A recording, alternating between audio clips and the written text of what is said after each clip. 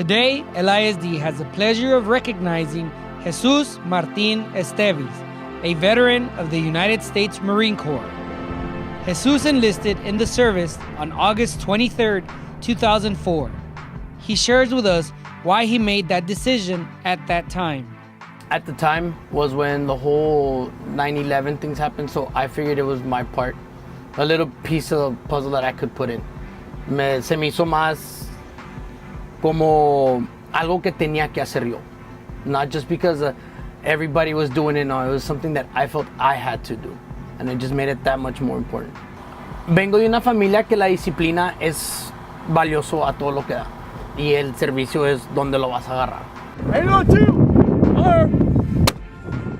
He was trained as an infantry mortarman. Mr. Estevis explains to us what that is. We specialized in 2 sets of different sizes of cannons.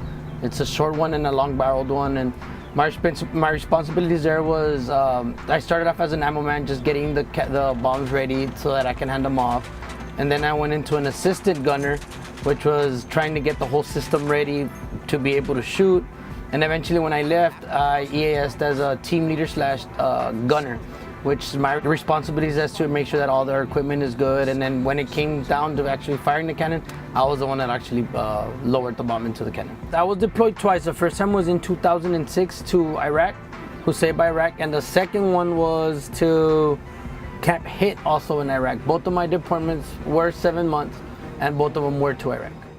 His deployment overseas took place during the war in Iraq.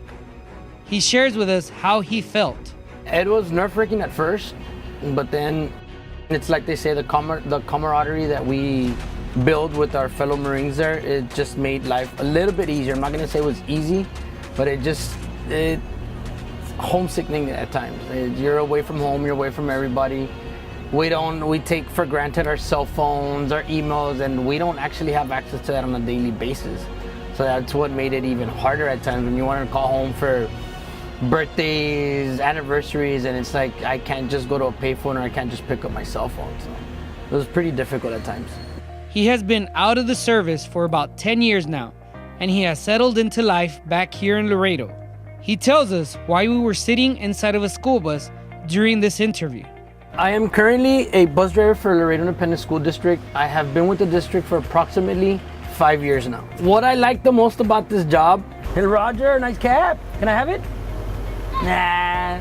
Besides obviously the co-workers and the faculty that work here, is being able to interact with different kinds of students.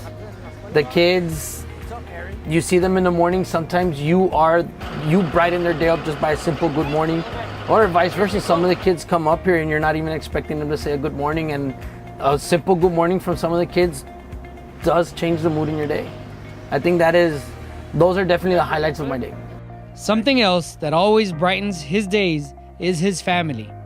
He tells us about his family. Family is the most important thing I have, especially being away from home when I was in the service. Just hearing their voice, the support that they gave me, whether it be via a letter, an email, a phone call when possible, or when we're deployed overseas, a simple care package with something as simple as a bar of soap, wipes, chips, especially the Mexican candy, because that we can't get our hands or hold off over there. It is beyond what I can be grateful for. The words cannot say how grateful I am to my family. Thank you, Jesus Martin Estevis. LISD salutes you for your service to our country and to the students of LISD.